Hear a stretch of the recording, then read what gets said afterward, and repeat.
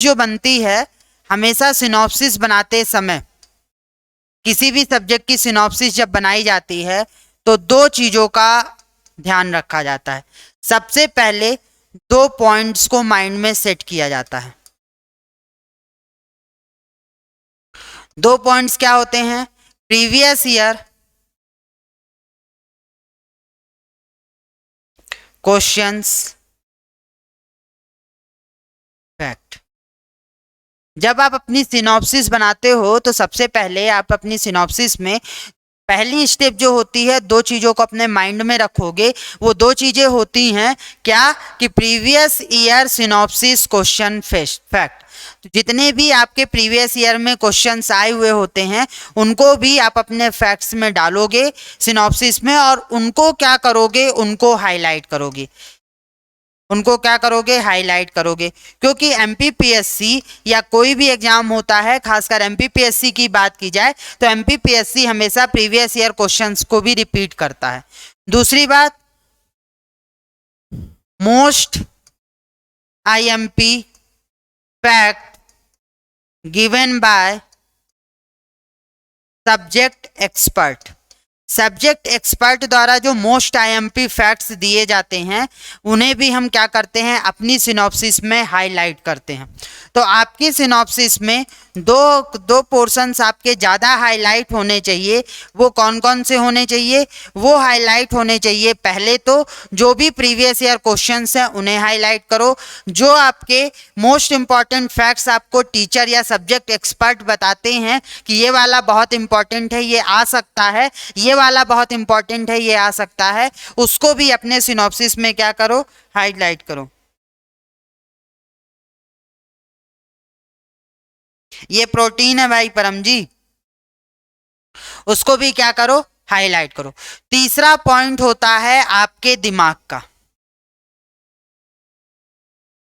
Most important fact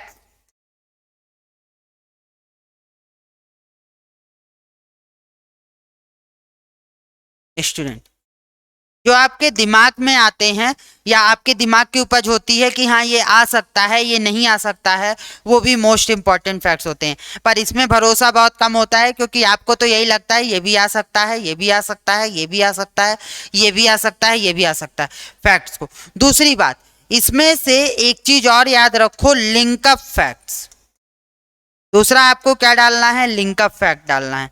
मान लो आप अभी बायोलॉजी पढ़ रहे थे, आप क्या पढ़ रहे थे? पोषण पढ़ रहे थे। अब पोषण पढ़ते समय आपने कार्बोहाइड्रेट पढ़ा, कार्बोहाइड्रेट में आपने गन्ना पढ़ा, तो गन्ना के आपने सारे रिसर्च इंस्टीट्यूट भी डाल लिए। मतलब आपने क्या किया कि अपने सिनॉप्सिस में क्या क्या पढ़ा? देखो आप पढ़ क्या रहे थे यहाँ पे, एक मिनट, बोर्ड कहाँ गया? देखो लिंकअप फैक्ट, लिंकअप फैक्ट्स क्या होते हैं? लिंक करने वाले फैक्ट्स क्या होते हैं कि आपने क्या पढ़ रहे हो? आप मेरे साथ पढ़ रहे हो पोषण, आहार एवं पोषक तत्वों के बारे में, लेकिन यहां से आपको फैक्ट मिला एक अग्नाशय का, तो आपने अग्नाशय में पढ़ लिया, मानव शरीर की संरचना में अग्नाशय पढ़ लिया, और लीवर से भी जुड़े कुछ महत्वपूर्ण फैक्टों को लिंक कर लिया। यहाँ पर आपको कुछ चीजें मिली, कृषि उत्पाद, यहाँ पे कुछ फैक्ट्स आपको मिले स्वास्थ्य नीति से। स्वास्थ्य नीतियां कब होंगी? स्वास्थ्य कार्यक्रम कब होंगे? जब आपका कोई ना कोई स्वास्थ्य की बीमारी होगी किसी को। तो यहाँ पर आपने दो बीमारी के बारे में भी पढ़ लिया, डायबिटीज प्लस, डायबिटीज प्लस आपने किसको पढ़ा? हाइपोग्लाइसेमिया। अब इसके अलावा पोषण आहार में आपने क्या पढ़े? इंस्टीट्यूट भी पढ़े। तो उस इंस्टीट्यूट को आपने कहाँ डाल दिया? उस इंस्टीट्यूट को भारत के प्रमुख वैज्ञानिक संस्थान। फिर यहाँ से आपने एक चीज और पढ़ी, यहाँ से आपने विज्ञान के मौलिक सिद्धांत के बारे में भी, एक किण्वन प्रोसेस के बारे में पढ़ा, उसको भी है। तो जब आप किसी यूनिट के सिनॉप्सिस बनाते हो, उस यूनिट के सिनॉप्सिस बनाते समय अपने आप को लिंकअप फैक्ट में रखो। ऐसा नहीं कि विज्ञान के मौलिक सिद्धांत को आप अलग बना रहे हो, भारत के प्रमुख वैज्ञानिक संस्थान आप अलग से बना रहे हो। जो फैक्ट्स कॉमन नहीं है उनको कॉमन अलग से बनाओ, लेकिन जो चीजें आपको एक दूसरे से लिंकअप मिल जाए उन्हें आप एक दूसरे से जोड़ लो। जैसे यहाँ पे अगर बात करोगे पर्यावरण, पारिस्थितिकी तंत्र इसकी, और यहाँ पे बात करोगे प्रदूषण, प्राकृतिक आपदाएं और प्रबंधन की, ये दोनों के दोनों आपस में लिंकअप हैं, इन्हें साथ में पढ़ लो। इन्हें साथ में सिनॉप्सिस बना लो। तो जो सिनॉप्सिस बनाने का तरीका होता है, उस सिनॉप्सिस बनाने में आपको 4 रूल्स आपको फॉलो करने होते हैं। पहला रूल क्या होता है कि प्रीवियस ईयर क्वेश्चन के फैक्ट्स को रखो, हाईलाइट करो। मोस्ट इंपॉर्टेंट फैक्ट्स जो आपको सब्जेक्ट एक्सपर्ट बताते हैं, टीचर्स बताते हैं, उनको हाईलाइट करो। जो फैक्ट्स आपके इन दोनों में से छूट जाते हैं और आपको लगता है कि ये इंपॉर्टेंट है, उनको रखो और साथ में लिंकअप करना शुरू करो एक सब्जेक्ट को दूसरे से। जैसे आप जब पढ़ोगे यूनिट 6, आप जब पढ़ोगे यूनिट 5 की पॉलिटी, और जब आप पढ़ोगे यूनिट 10 के आयोग, कहीं ना कहीं ये सारे ये तीनों सब्जेक्ट लिंकअप है ना। तो जब ये कहीं ना कहीं ये सब्जेक्ट लिंकअप हैं, तो इनकी जो सिनॉप्सिस बनाओ वो कॉमन बनाओ। कॉमन सिनॉप्सिस बनाने का फायदा क्या होगा कि कॉमन सिनॉप्सिस बनाने का फायदा ये होगा कि जब आप पॉलिटी को पढ़ोगे तो एक साथ पॉलिटी को पढ़ोगे। जब आप पॉलिटी को पढ़ोगे तो एक साथ पॉलिटी पढ़ोगे। तो पॉलिटी से रिलेटेड सारा एक साथ पढ़ो ना, अलग अलग क्यों पढ़ रहे हो कि अलग आप यूनिट 6 की सिनॉप्सिस बना रहे हो, अलग आप यूनिट 5 की सिनॉप्सिस बना रहे हो, अलग आप यूनिट 10 की सिनॉप्सिस बना रहे हो। तो जब भी आप लोग सिनॉप्सिस बनाते हो, सिनॉप्सिस को इस फॉर्म में बनाया जाता है। ये सिनॉप्सिस के क्या होते हैं, सिनॉप्सिस बनाने के रूल होते हैं। जब भी सिनॉप्सिस बनाई जाती है प्री की या फैक्चुअल सिनॉप्सिस जो बनती है, उस फैक्चुअल सिनॉप्सिस के रूल्स ये होते हैं। और इन फैक्चुअल सिनॉप्सिस की जो इन फैक्चुअल सिनॉप्सिस बनाते समय इन रूल्स का पालन करता है, उसके सिनॉप्सिस 100 पेज से 150 पेज में कंप्लीट होती है। लेकिन वो 100 से 150 पेज आपके मैक्सिमम पोर्शन को कवर करते हैं, आपके सिलेबस को। वो सिनॉप्सिस क्या होती है, मैक्सिमम पोर्शन कवर करती है सिनॉप्सिस को। अब बच्चों का रोना ये होता है, बच्चों का सबसे ज़्यादा रोना ये होता है कि भाई हम क्या पढ़ें ऐसा, या हम करंट अफेयर को कैसे पढ़ें। बच्चों का सबसे ज़्यादा रोना इसी बात का है, अरे current affair current affair current affair current affair. क्यों क्यों करंट अफेयर रो रहे हो। आपके पास, जब आपके पास अगर सिलेबस की बात करते हो तो ये देखो दिख रहा होगा, इस सिलेबस की बात करते हो तो यहां पर आपका सिलेबस जो है इतिहास, भूगोल, भारत और विश्व का भूगोल। अब जब आप करंट अफेयर की बात करते हो तो करंट अफेयर यहाँ पे आपको क्या दिया गया है, अंतरराष्ट्रीय एवं राष्ट्रीय समसामयिक घटनाएं। यहाँ पे करंट अफेयर आपको क्या दिया गया है, बताओ जरा जल्दी से हमें।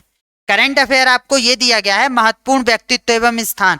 अब महत्वपूर्ण व्यक्तित्व या स्थान की बात करो तो रानी कमलावती, हबीबगंज स्टेशन का नाम बदला गया, रानी कमलावती किया गया। पाताल पानी में टंटिया किया गया। ये किससे जुड़े हुए हैं, इतिहास से जुड़े हुए हैं ना। तो जो फैक्ट्स आपके इतिहास से जुड़े हुए हैं उनको इतिहास की सिनॉप्सिस में डाल दो। जो फैक्ट्स आपके विज्ञान एवं प्रौद्योगिकी से जुड़े हुए हैं उन्हें विज्ञान एवं प्रौद्योगिकी में डाल दो। तो करंट भी आपका आपकी बाकी बची हुई 9 यूनिट में कंप्लीट हो जाएगा। आपको करंट का रोना खत्म वहीं से। आप करंट को जो डेली अखबार पढ़ते हो, न्यूज़पेपर पढ़ते हो, उस न्यूज़पेपर में आपको घटनाएं भी मिलती हैं, आपको भारत एवं मध्य प्रदेश के प्रमुख खेल संस्थाओं के बारे में भी पता चलता है। तो जो चीज़ आपको जहां पर उचित है, जैसे भारत निर्वाचन आयोग का अध्यक्ष बदल गया मान लो, तो उसको भारत निर्वाचन आयोग के करंट में इसकी सिनॉप्सिस में ऐड कर दो। जो सूचना एवं संचार प्रौद्योगिकी में मान लो ई कॉमर्स में कोई रिफॉर्म हुआ या ई गवर्नेंस से रिलेटेड कोई न्यूज आई तो अपने पेपर से उठा के उसको इसमें डाल दिया। व्यक्ति जो MPPSC में बैठा टीचर है, जो आपका पेपर बना रहा है, वो करंट अफेयर में आपको जो सब्जेक्ट्स उसने जो टॉपिक दिए हुए हैं वही टॉपिक आपसे पूछेगा। 2020 का पेपर उठा के देख लो, 2020 के पेपर में जो करंट आया था वो आपके टॉपिक से जुड़ा हुआ आया था। पर बच्चों को क्या होता है, बच्चों को ये होता है कि भाई हम क्या ऐसा पढ़ लें, हम करंट को तो अलग ही से पढ़ेंगे, हम टीचर का सर ही खाएंगे बैठ के। हम उसको अलग से नहीं पढ़ना है, उसको अपने सिलेबस के जो 9 चैप्टर्स बचे उन 9 चैप्टर में कॉमन टॉपिक में पढ़ो, तो लिंकअप करके उनका करंट भी कंप्लीट करो। तो यहाँ पर 5वां पॉइंट आप ये जोड़ सकते हो आसानी से कि 5th में जोड़ दो subject wise current added, current affair added. तो आपकी जो वो करंट अफेयर की झंझट है, जो सर में एक बड़ा सा बोझा रखा है कि करंट अफेयर कैसे पढ़ें, करंट अफेयर कैसे पढ़ें, तो वो करंट अफेयर आपका यहीं कवर हो जाता है जब आप इन सब्जेक्ट को लिंकअप करके पढ़ते हो। लेकिन आपको क्या होता है, आप हर सब्जेक्ट को अलग अलग उसकी सिनॉप्सिस बनाने बैठते हो, हर सब्जेक्ट की सिनॉप्सिस अलग बनाते हो। हर सब्जेक्ट की सिनॉप्सिस अलग बनाओगे तो क्या होगा, सिनॉप्सिस का इतना बंच हो जाएगा। सिनॉप्सिस का मतलब होता है इतना सा बंच जिसे आप 5 घंटे में 10 बार रिवीजन कर सको। सिनॉप्सिस का मतलब ये नहीं होता, इतना ग्रंथ नहीं होता है कि 5 घंटे में भी उस सिनॉप्सिस को पढ़ ना पाओ। और सिनॉप्सिस बनाते समय आप लोगों का एक A4 साइज का जो पेपर होता है, A4 के साइज के पेपर को आप 2 हिस्सों में बांटो और 2 भागों में बनाओ, 2 भागों में बनाओ।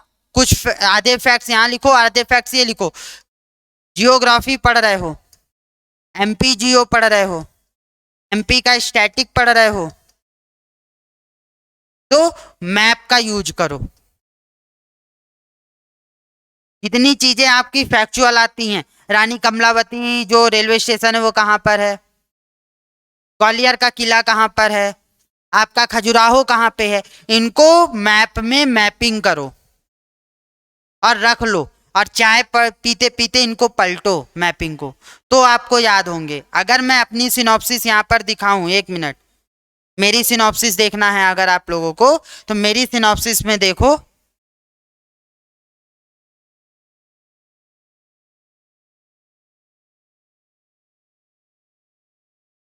देखो मैंने मध्य प्रदेश की सिनॉप्सिस बनाई थी, और इस सिनॉप्सिस में अगर आपको ध्यान से दिख रहा होगा तो मैंने हर चीज, ये देखो, हर चीज सिनॉप्सिस में डली है। एक पेज में कितने सारे फैक्ट्स लिखे हैं, और जब मैं पढ़ने बैठूंगा तो ये सारे फैक्ट्स मुझे याद होंगे। अगर एक पेज की बात करता हूं मैं यहाँ पे, तो देखो एक पेज में अगर मैं बात करूं तो गठन सीधे लिखा, सोया प्रदेश, टाइगर प्रदेश, हृदय प्रदेश, नदियों का मायका, हीरा प्रदेश, तेंदुपत्ता राज्य, वनों का राज्य, उद्यानों का राज्य, तेंदुआ राज्य, सारा एक साथ।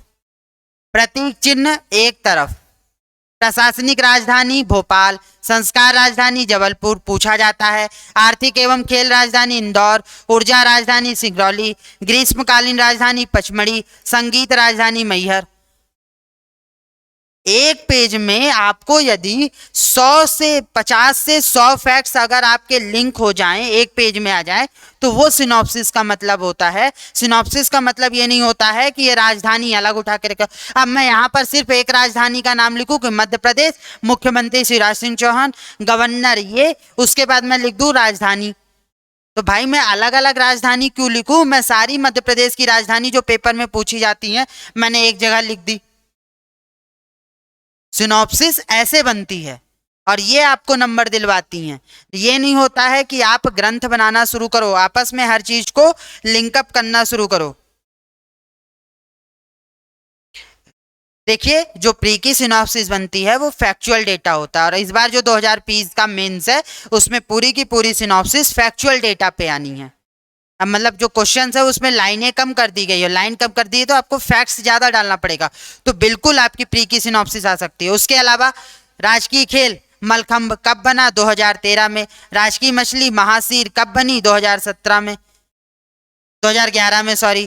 फिर उसके बाद मैंने मैप नहीं बनाया, उसके बाद मैंने उसकी लंबाई लिख दी कि उत्तर से दक्षिण की लंबाई 605 किलोमीटर, पूर्व से पश्चिम की लंबाई 870 किलोमीटर। सीमावर्ती प्रदेश मैंने पूरे लिख दिए मैप से एरो बना के, कहाँ पे आपको क्या चाहिए वो आपको यहाँ पर आपकी सिनॉप्सिस में होना चाहिए। और आप लोगों का काम क्या होता है, मैं आप लोगों की सिनॉप्सिस जब देखता हूं तो मुझे गुस्सा आती है। मुझे आप लोगों की सिनॉप्सिस, आप लोग बुरा मत मानना, लेकिन जब मैं आप लोगों की सिनॉप्सिस को देखता हूं तो आप लोगों की सिनॉप्सिस देखने पे मुझे गुस्सा आती है। क्यों गुस्सा आती है? क्योंकि आप लोगों की सिनॉप्सिस वो सिनॉप्सिस होती ही नहीं है, वो नोट्स होते हैं। सिनॉप्सिस ऐसी होती हैं कि एक पेज में, मेरा ये एक पेज है, एक पेज में देख लो कितना सारा फैक्ट लिखा है। सर्वाधिक पाया जाने वाला वृक्ष सागौन, सर्वाधिक वर्षा पचमणी, न्यूनतम वर्षा गोहद भिंड में, मध्य प्रदेश में उष्णकटिबंधीय जलवायु होती है, मालवा के पठार आदर्श जलवायु के लिए होता है, मध्य भारत का पठार विषम जलवायु के लिए होता है, मृदा जो होती है वो काली मिट्टी होती है, सबसे ज्यादा मृदा कौन सी है? काली मिट्टी की है। अगर महाराष्ट्र की सीमा कौन बनाता है? ताप्ती नदी। उत्तर प्रदेश की सीमा का पे क्या है? चंबल सीमा, चंबल सीमा होती है ये। तो ये सारी चीजें भी आपको पता होना चाहिए। कर्क रेखा 14 जिलों से गुजरती है, एक लाइन में हो गया। एक पेज में मैंने इंट्रो दे दिया। केंद्रीय बिंदु, तो हर पॉइंट पे आप देखो कि मैंने हर पॉइंट में आपके इतने सारे फैक्ट्स कवर किए हैं कि कहीं से कहीं तक अगर कुछ पूछ ले तो मुझसे वो फैक्ट्स बनना चाहिए। उसके अलावा देखो मध्य प्रदेश का भौतिक विभाजन, अब मध्य प्रदेश का भौतिक विभाजन मेरा कितने पेज में? एक पेज में है। इतने ही तो फैक्ट्स आते हैं, ग्रंथ थोड़ी आता है, और इसमें से आधे से ज्यादा फैक्ट्स आ चुके हैं।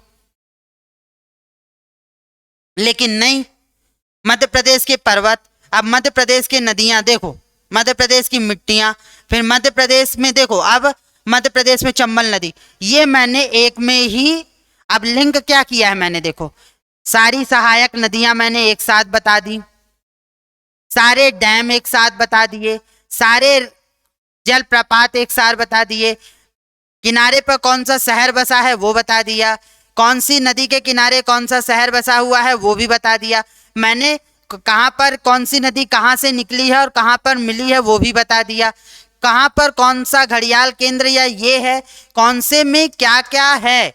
डाल्फिन मछली को चंबल का ब्रांड एम्बेसडर कहा जाता है।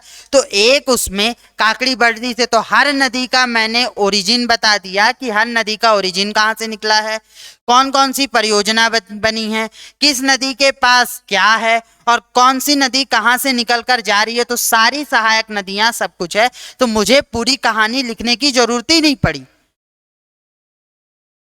ये सिनॉप्सिस मात्र 30 पेज में है और 30 पेज में कम से कम इसमें 1000 फैक्ट्स कवर हैं।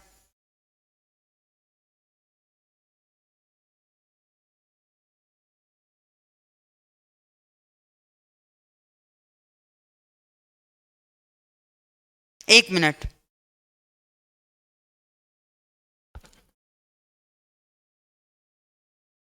15-20 मिनट क्लास ले रहा हूँ।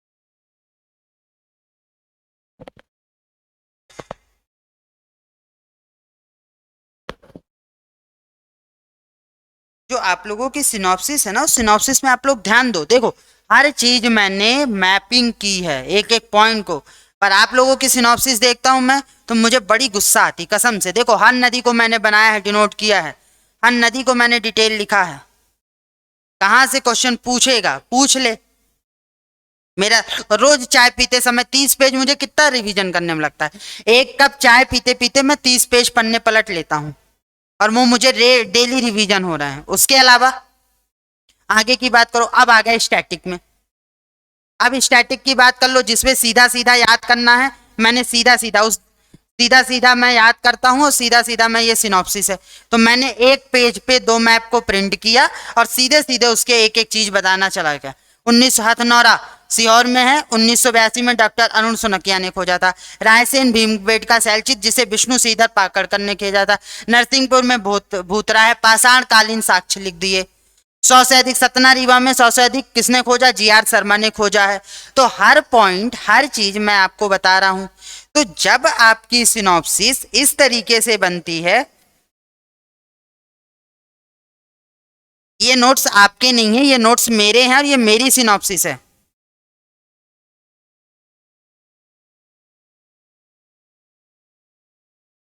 बिल्कुल मैम की क्लास MP की भी सिनॉप्सिस बना सकते हो आप। ये नोट्स आपके नहीं है, ये नोट्स मेरे हैं जिनसे मैं रिवीजन करता हूं। अब आपने पूछा लोक नृत्य, देखो लोक नृत्य भी दिखाता हूं। प्राचीन प्रादेशिक नाम, मौर्यकालीन अभिलेख, मौर्यकालीन स्तूप, गुप्त वंश के अभिलेख, मध्य प्रदेश के पड़ोसी राज्य और कौन से राज्य में कौन सी सीमा मिलती है वो संभाग के साथ, मध्य प्रदेश का प्राकृतिक विभाजन, मध्य प्रदेश की प्रमुख झील, मध्य प्रदेश की प्रमुख मिट्टियां, मध्य प्रदेश में फसल एवं उत्पादक जिला कौन से फसक में और कहाँ पे कौन सा केंद्र है। उसके बाद मध्य प्रदेश की बागवानी, मध्य प्रदेश के सब्जी एवं मसाले कहाँ कहाँ पे कौन सी सब्जी होती है सबसे ज्यादा। कृषि संबंधी मध्य प्रदेश के प्रमुख अनुसंधान केंद्र दो मैप में बने हैं। मध्य प्रदेश के राष्ट्रीय उद्यान एवं वन अभ्यारण्य कब कौन सा टाइगर रिजर्व में आया वो भी लिखा है। अभ्यारण्य कितने हैं। मध्य प्रदेश में पशुधन कौन कौन से होते हैं, कहाँ पे कौन सा पशुधन है। मध्य प्रदेश की जनजातियां कौन से क्षेत्र में कौन सी जनजातियां पाई गई हैं। मध्य प्रदेश में जनजाति का विवरण कहाँ पे कौन सी जनजाति पाई गई है। मध्य प्रदेश की जनजातीय व्यक्तित्व कौन से जनजातीय व्यक्तित्व कहाँ पर हैं।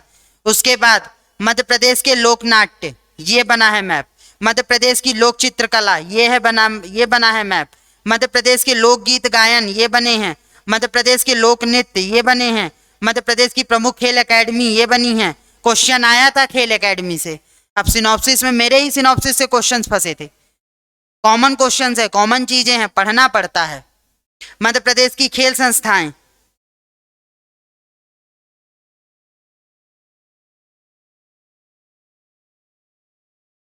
हेलो बस 10 मिनट में खत्म कर रहा हूं।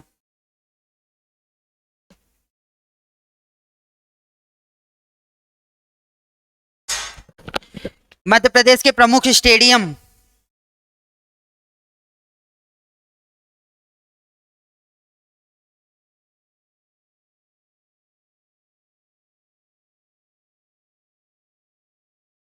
ये मध्य प्रदेश में कला एवं संस्कृति, एक एक पॉइंट जो भी होता है पूरा मैप में बना है स्टैटिक पॉइंट, ये सिनॉप्सिस कहलाती है। इसलिए अपनी सिनॉप्सिस में इन 4 पॉइंट्स को याद रखो और हर सिनॉप्सिस में इन 4 पॉइंट्स को, 4 रूलों को याद करके जब आप अपनी सिनॉप्सिस बनाओगे तो आपकी सिनॉप्सिस बेहतर हो जाएगी। तो आपको ये सिनॉप्सिस बनाने का तरीका सीखना पड़ेगा। मैं अपनी सिनॉप्सिस भेज दूंगा पर मेरी सिनॉप्सिस मेरे तरीके से बनी है। आपको उसको देखकर बना लेना, पर बनाना अपनी सिनॉप्सिस को ही।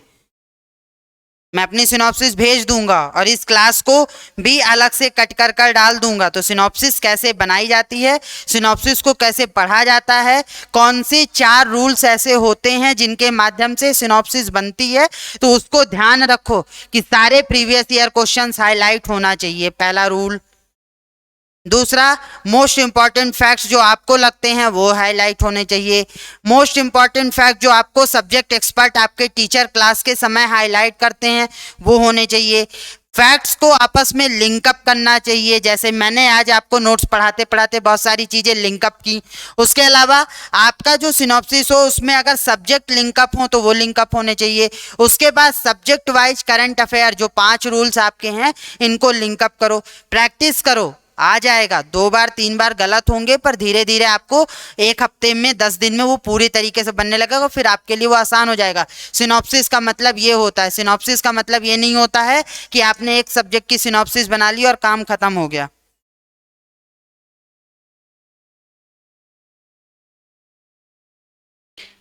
हम भेज देंगे, इसको हम डाल देंगे और इसी तरीके से इसकी जो क्लास है, सिनॉप्सिस वाली जो क्लास है, इसको भी मैं कट करके अलग से यूट्यूब पे रिलीज कर दूंगा।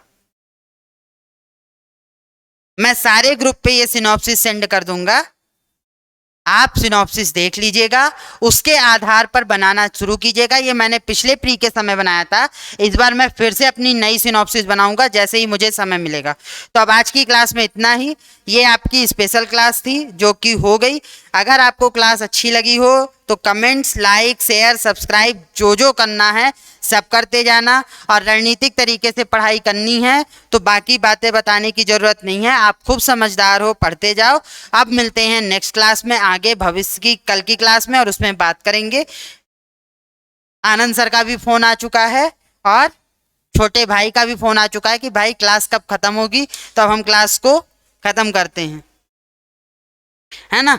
बाकी कहीं पे कोई दिक्कत आए तो आप लोग बता देना। तो आज की क्लास में इतना ही।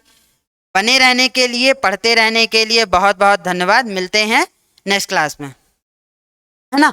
कल से अपन एमपी हिस्ट्री पढ़ेंगे, तो मंडे टू फ्राइडे अपन एमपी हिस्ट्री पढ़ेंगे।